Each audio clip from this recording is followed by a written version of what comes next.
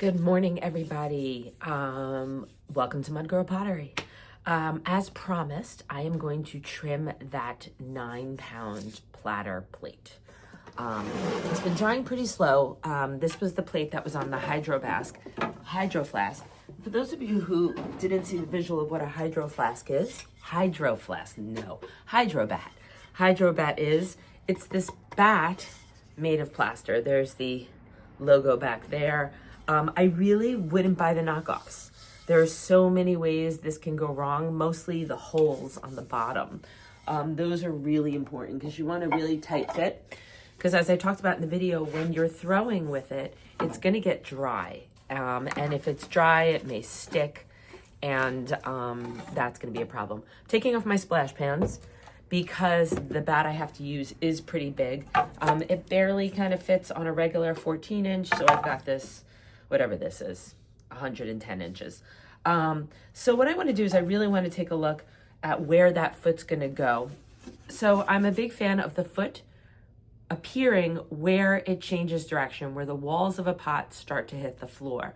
Sometimes though you have to be a little careful because sometimes the design of your pot might be a little too narrow on the bottom, and if your foot's too small, it may flop back and forth. And that's true of plates too. If I put my foot all the way in here, you know, it's gonna be a little wobbly, it won't have the support. So what I'm gonna do is carefully sort of flip my pot with another bat. And so with the hydro bat, it literally just popped off, so I didn't have to lose any with the wire tool. So right now, if we take a look here, I would say that it changes, the transition between wall and floor is right about here. But I do want to get a little bit more of that undercurve, so when you're looking at it from the side, the negative space really shows that that pot is lifting off the table. To me, that's the most important part of designing your foot, designing your pot. If you want a pot to look like it's got some roundness to it, you want to get the air under there. That's going to give it the visual lift. When you have a foot that's a lot wider, like let's say in a bowl, where it kind of, here's the roundness of the bowl, and then your foot starts, it kind of just looks like it's sitting there. It doesn't know if it wants to go up, if it wants to go down. If you want something intentionally to look like it's grounded, then you just go wide. But a bowl, you want to get that negative space. That goes with plates also. It's going to show the lift off of the table. This is my my fine art degree and all the critiques coming out. So right around here is where it sort of changes to position, but I want to get the roundness. So I'm going to aim for about a little bit more inside. So I'm going to flip it here. I'm going to draw myself that little sort of mark right in here with my nail. See right there. And then the inside of my foot, I want to make my foot wider, and we're going to talk about why I do that. It's part of my my design of my feet. So I'm going to go about 3/4 of an inch to an inch. And if you can see those two marks, that's where I'm going to trim. So I'm going to first trim from here. Then I'm going to get my real nice foot. And then I'm going to go ahead and get the inside here. So I am going to, it's leather hard, so I have to be a little less careful with my wiggling it around. I've got this giant plastic bat here. If I'm going to trim on a bat, I like to trim on a plastic bat because I'm going to use those lugs of clay to hold the pot on. And those lugs of clay are less likely to become loose on plastic than on a masonite bat. That masonite bat's going to start to suck that water, and it will loosen up a lot quicker. Whereas the plastic, it's not really going to absorb anything. So I'm going to go ahead and take my filthy shark pin tool here, and I want to center it first on the bat. Use the full visual. Hopefully your pot's round. And then the way that I center, you might have seen from other pots, I'm going to draw a circle. I'm going to pretend that this is a record player. And on the right side, I'm just going to go ahead and draw a circle with the wheel going relatively fast. Now it's not going to go anywhere. Number one, this is really close to the ground, so it has less movement, but I'm not going so fast, and my hand is on top of it. So as long as I've used that wood tool properly on the outside, I can really see that edge that I left over. And I can measure kind of where that circle is. Sometimes I use my pin tool to measure it. And it looks as though the circle is a little bit more this way than that way. So I'm going to move it towards the shorter space. I don't have very much to move. Then I'm going to do another circle, and I tend to then do the next circle on the inside of the foot. You don't want to do where the foot's going to be because I don't trim that. Wheel moving quick again. Little drop down. Notice my pinky also is sort of gripping it. My elbows are always on my thighs. Now if I go ahead and measure all 3 sides, this side's always awkward, right? Because you're like, what do I do? Oh, that might be more easy. I would say that that's really centered, but I do one more circle. I do it right near the edge. That's going to see the detail. And again, as long as I've used my wood tool correctly and trimmed that edge and I don't have too much caca, then I know that that's a real nice clean centering point. So I think that's good. Now, because this is a plate, I'm not gonna lie, I usually wouldn't use clay because I know that it's kind of low to the bat, and I know that I'm gonna have my hand on top. For the purpose of this video, I'm gonna show you guys what I do. So I just take some recycled clay, not too sticky. It is a different color. I don't care.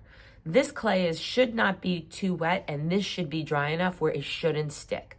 But then there are some of you that really care, so go ahead and get yourself some Brooklyn Red trimming clay. I make these big lugs of clay, and what I'm gonna do is I'm gonna put them on the edge. I hold my pot. I always tell people if they go and they push this way and the pot moves, you will only make that mistake once, maybe twice. Remember, you wanna push that pot down. You wanna take your big fat thumb and you wanna push down on that lug of clay. So you're not pushing into your pot, you're pushing down. And then what happens is this piece of clay right here rides up the side of it, and you're not messing up your lip, and it just kind of holds as like a grip. The shorter your pot, the shorter your lugs of clay. The taller your pot, the thicker your lugs of clay. Think Eiffel Tower as compared to, you know, a graduated cylinder. Graduated cylinder always falls down, right? Hopefully the Eiffel Tower does not. So I don't care about going all the way around. I just want sort of a tripod of really good linked in clipping lugs of clay that really keep it still. So now I'm gonna take off big pieces of clay. So I'm gonna use my big trimming tool. So I've got this Dolan, love the Dolan tools. I think I've had this for, I can't tell you how many years. And I'm gonna hold it like a knife, like I'm cutting meat. My elbows are gonna be pulled towards me. My hands are attached just gently like that. This hand's on top. And I'm gonna start to, let me show you the visual of what I'm gonna be doing. This tends to be a little easier. Let me find my foot mark. So I'm gonna be making my outside foot here and my inside foot here, I think. So many lines. The amount of lines you have bother you. Oh, I think I might have done it perfectly. Oh, look at that. I'm impressive. All right, so what I'm gonna get rid of is all this. Not only is this cool, satisfying, visually appealing, it helps to see what you're gonna be getting rid of. So we're gonna be getting rid of all of that, and we're gonna get rid of all of this. Hope that translates well. All right, so what I want to do is I don't want to just drag that tool on the clay, because then I'm just going to reinforce what may be bumpy. If you got a little piece of things sticking out, if you keep your tool as still as possible and let those extra pieces sticking out go, eventually you can then drag, but you want to get rid of those little excesses first. Wheels going about 75 miles an hour, hands are attached. Here, listen to this. Hear those? That's those little bits that are just sticking out, maybe from the wood tool. And then I'm gonna start to drag. So your clay should come off in sort of ribbons of clay. The outside of this is a little dry. Now, if I wasn't pulling my elbows back, I would be like, right, that's the worst noise. So I'm pulling those elbows back and really keeping that tool as still as possible. You see, it is coming off in these ribbons. Brooklyn Red tends to be a little groggy, so it's more likely to kind of be these shivery sort of ones instead of that, you know, rich chocolate. It's also groggy, so you're gonna start to see the white grog come on through. Again, I kind of like it.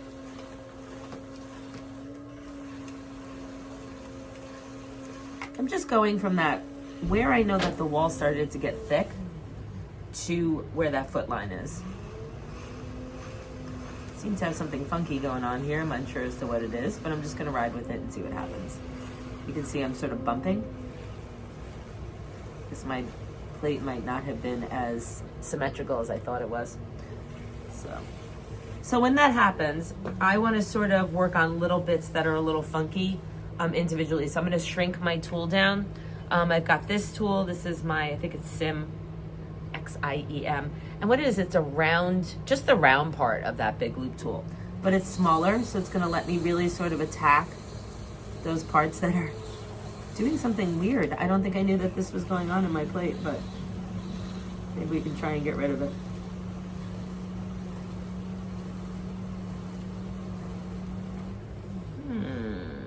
All right, don't know what that's about. All right, we're gonna keep going though. So we've got this weird thing here. We're just gonna ignore it because you know what? It's the bottom of the plate. And they're gonna have the food on there. You'd be like, oh my God, the food's amazing. And no one's gonna look at it, so it's all good. All right, so I don't know if you guys can see, but that little white stuff, groggy, you can't do anything about it. Grog is broken up bisqueware. It gives you the strength. It's sort of like rebar and concrete. I personally like it. When you get better at throwing, you won't mind the sort of irritation on your hand because you're gonna be centering a lot quicker. Okay, we're gonna try and fight through this little bumpy part here, and now we're just gonna create the foot. Once I get that foot going and everything, I think then I can go with the smaller tool and sort of fix, I don't know, whatever that's going on there. So when I use my foot tool, I always use either on that cheap set that you're gonna get, it's gonna have the square edge and the loop, the teardrop on the end. This is also a sim tool, and it's just the square part, and that's gonna help me do a foot. And I hold it like a pencil. If I hold it like a pencil, I have a lot more control close to the metal. I'm gonna have my pinky bracing it on the outside. My other finger, on my index finger on my left hand, is gonna be right where I want that foot to go. And then it's gonna help me guide this tool down. Oh my God, it's very strange what's going on here.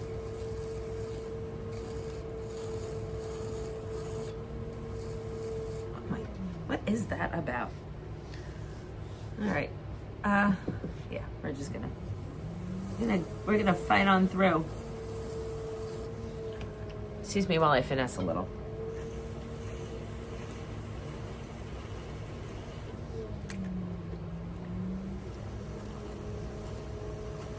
Oh my gosh. Okay. Okay. I don't know, guys. Let's just do it. So I'm pushing straight down with that tool, and you'll notice that I'm doing some sort of weird bounce. And funny, I don't remember having a problem with this pot being centered when I was throwing it, but then I guess surprises happen, right?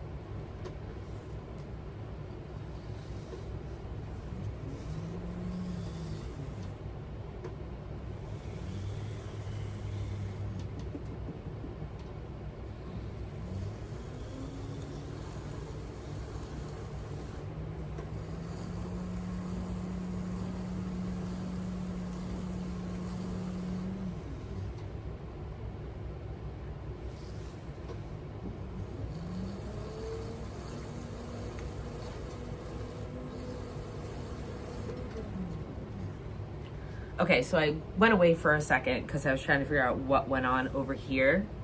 And I'm kind of going to chalk up that as a loss. But what I want to do for this sort of blooper video, I guess, is I want to show you how I do the inside, because that doesn't seem to be giving me a hard time.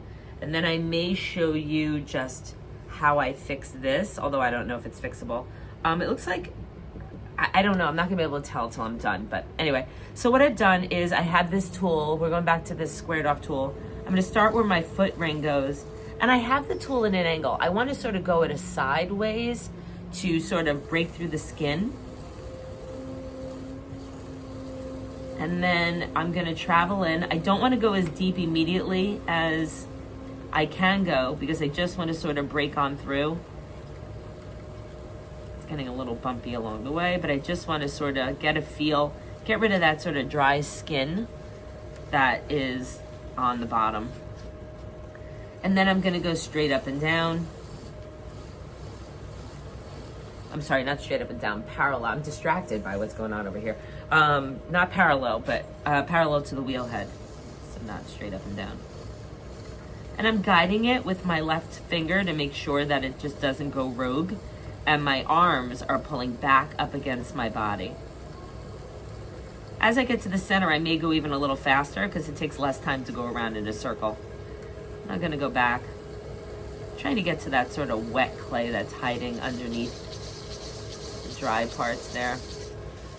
So it seems as though my struggle's not even here. It's definitely here. All right, let's go. So now I'm gonna dig down a little deeper.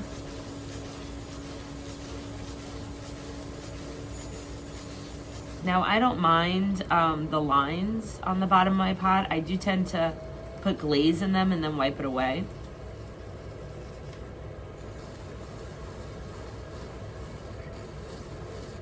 May go to a bigger tool because this is a pretty large space here.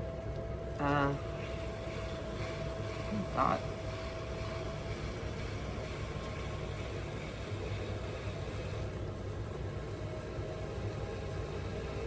Now I know factually that I have a lot of clay down here. I left a good 3/4 of an inch, at least in the foot area. Obviously over here where everything's looking funky, I have no idea what's going on. So I'm gonna flip to the pointy side of my larger tool so I can get in this corner here. I'm gonna dig down a little bit. That must be where it starts to get funky inside because it's becoming sort of a little more wobbly. So that might have been where I was a little uneven when I threw it. I have to go back to the videotape, see where I did wrong. So remember, this always has to be lower than your foot because if you glaze it, well, number one, if it's higher or lower when you flip it upside down, it's gonna wobble because it's gonna sit on this part. But also when you glaze it, you wanna make sure there's enough room so that if it drips, it's not a complete disaster. I'm gonna try not to go and allow the tool to go sort of with the wobble.